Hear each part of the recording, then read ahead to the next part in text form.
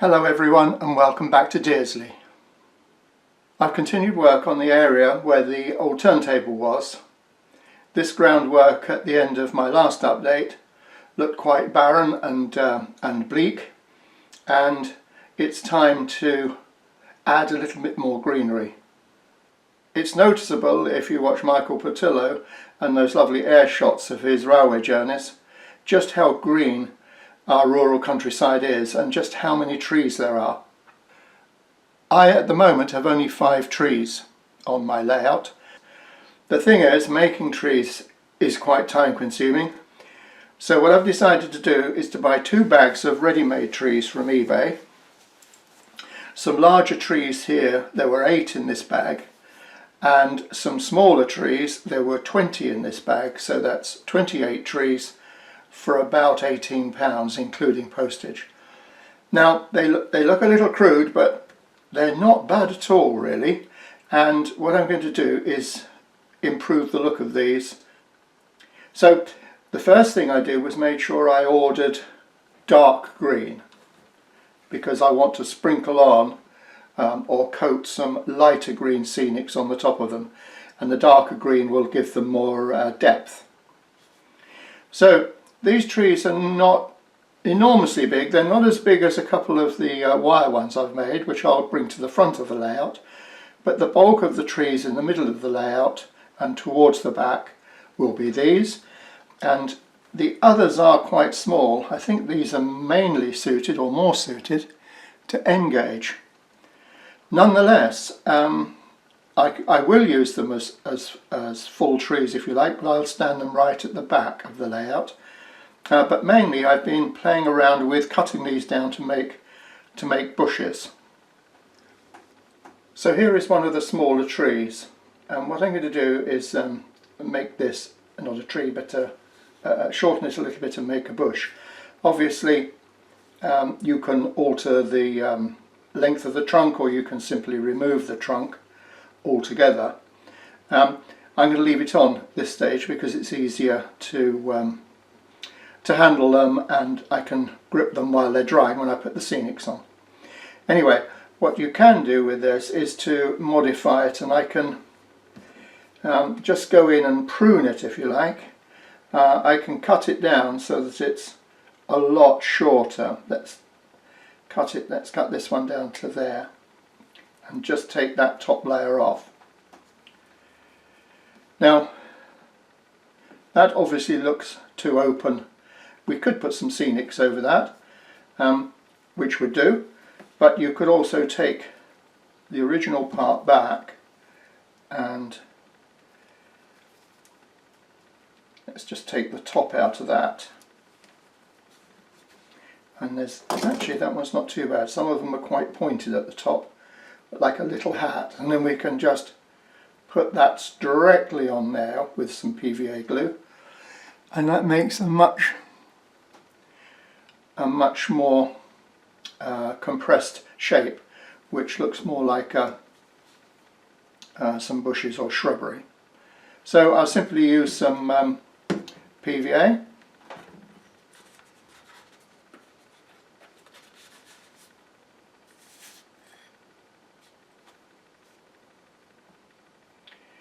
And just get some of the good old PVA glue around here. We all know that going to dry transparent, but then just pop the lid back on that.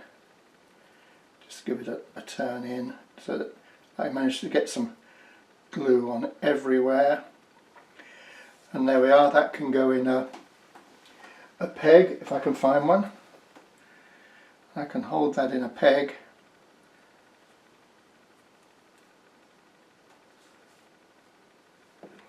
And then that can be put on one side to dry. Actually there's a little, on these ones there's a little, like a spike on there, so you can drill a hole in your baseboard, but I'm going to alter these anyway, so I'm going to take that off, which will make that much more stable. Another thing you can do, if you want to put them right at the back of your baseboard, is pick a side that looks, that's not a very good bit there, Let's see if I've got a worse bit. So you could say that bit with the hole in it there, which you wouldn't necessarily want at the front. Let's take that one. I'll just cut them out. Actually, I'm going to go in from the bottom here and cut upwards. And take out the back ones.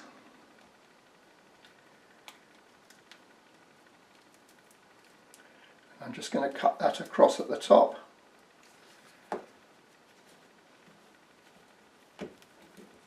Oh.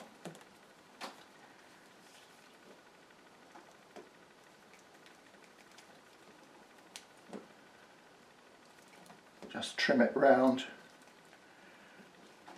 Trim it up a little bit. Alright. Okay, can you see? That's sort of bare at that side but full on the front, where you can mount that back against your scenic background. Some more greenery can be added by using this rubberized horsehair. It comes in sort of thin blocks like this, but you can tease it open, separate the fibres,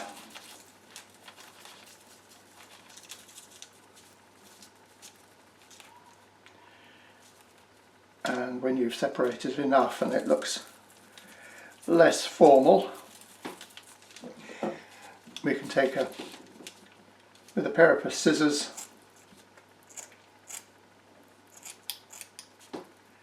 I can just cut some strips of it.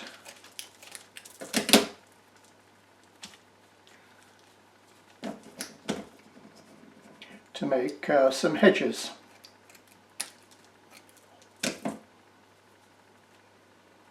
So when I've done a sufficient quantity of these, I will cut them up, and before I put any of the scenics on them, I'm going to give them a spray of matte black just to tone down the green, and again it helps give them depth.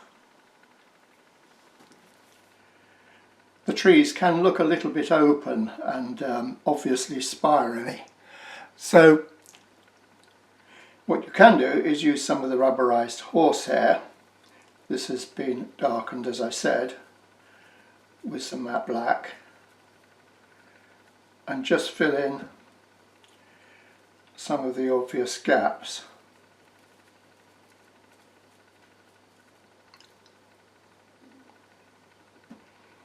Okay, just add as much as you think.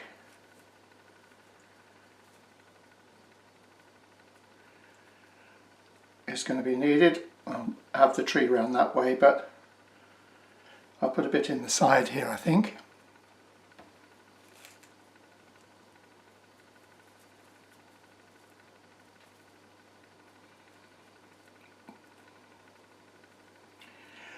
I think it'll help improve the overall look of the tree.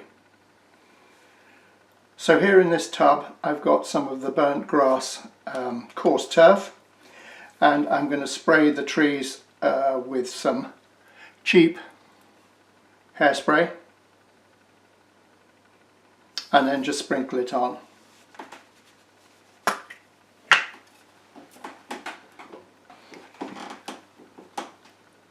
I've sprayed over the tree and the rubberized horsehair, and now I'm just going to sprinkle on some of the coarse turf. Tap off any excess.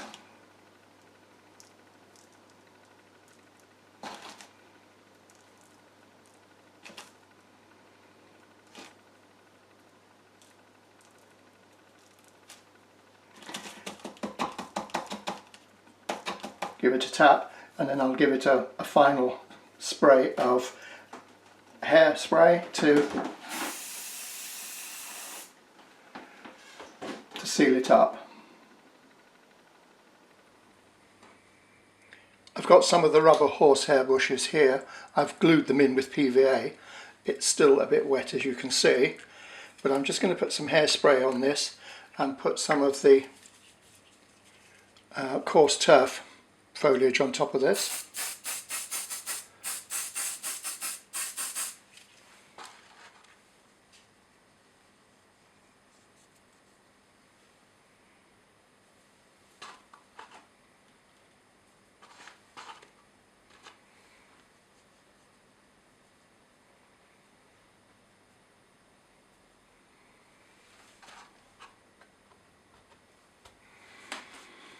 Yeah, that looks quite nice. I'll just seal that with a further spray of the hairspray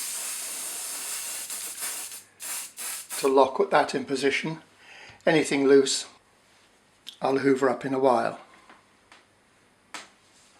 Another area I'm going to do while I'm about it is this little area of dumped tyres and an old oil drum. I want it to look as though some of the greenery has grown in time over it. I want it to look as though it's been there a while.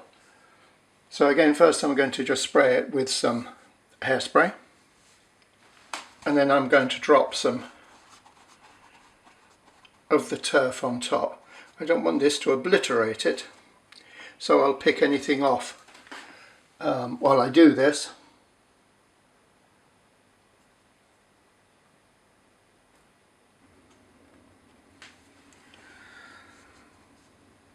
Lovely.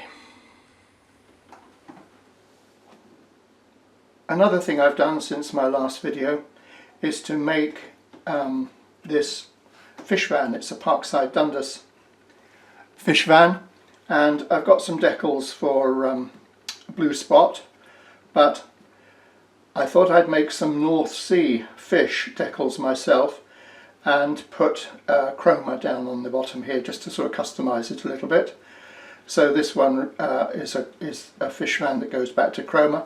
All my fish vans do on my layout, but this one's named, and it's fairly simple. It's just done on my printer using some clear decal paper.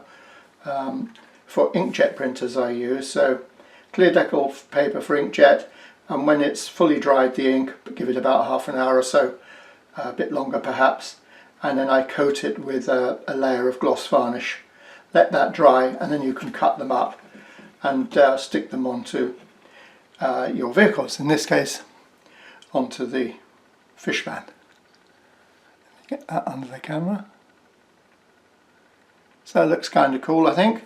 This now needs some weathering, and talking of weathering, the other thing I've been doing, I have a rake of about 10 steel wagons, and I wanted to get round to adding some rust to them, and I've done the whole set actually at the same time, so I think they look okay. Nice rusty end there, and I've started putting the Sprat and Winkles on.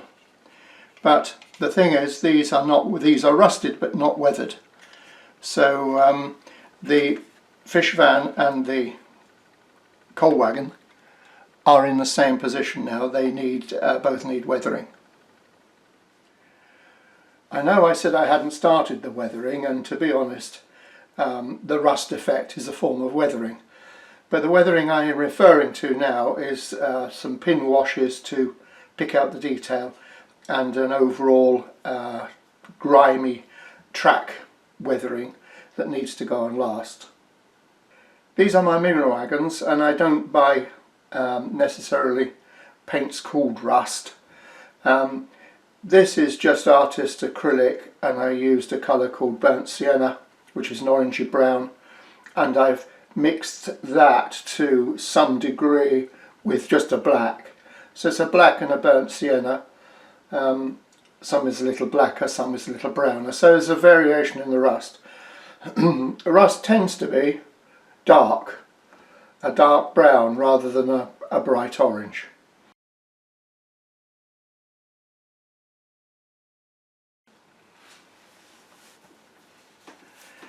I've mixed the consistency of this wash so that it's fluid, but it is reasonably strong. So I'll brush this in around the edges.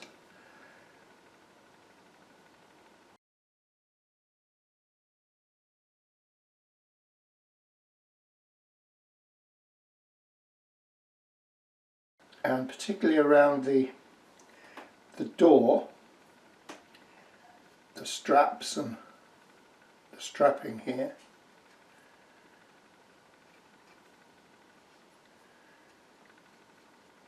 Okay, the evaporation of the white spirit is quite quick, so by the time I've got this done across here, it'll be ready for the next stage. I'll just put a little bit on there.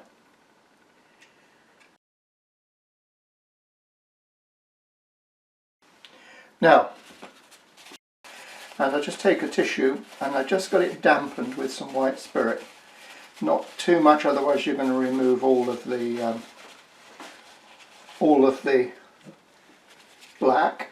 We just want to remove some of the obvious edges so that the dark, grimy black, probably made up from rain and coal dust and everything, will stick in all around the hinges and underneath the raised parts of the panels here. Having weathered now all the coal trucks, I thought I might as well just weather the fish van in the same way. Obviously this is pristine white, this is just plastic, it hasn't been painted, but nonetheless I can still use the black wash over it. I'm going to use a flat brush for this as the panels are quite broad, and I want to add a little bit of grime to this.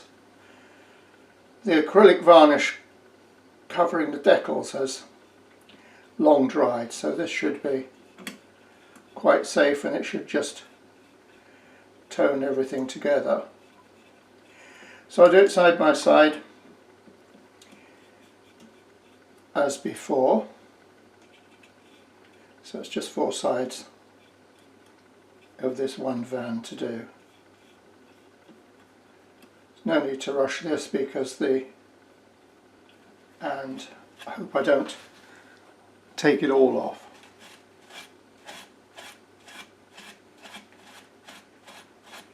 See, that gives a nice dirty sort of look to it, as though the soot and the grime has been washed down the white panels.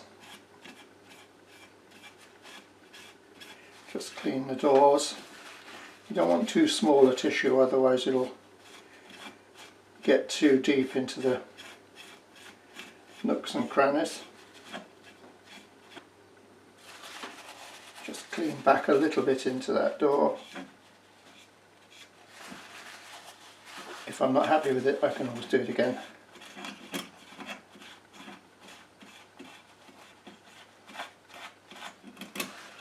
And come on to the end one.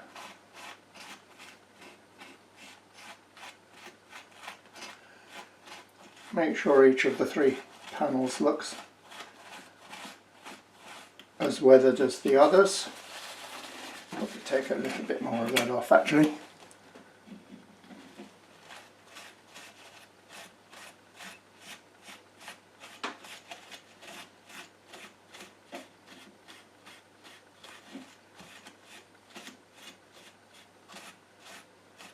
Try and keep the streaks as vertical as I can. Just take that off the roof, and that looks okay. Well, I was going to end the video there,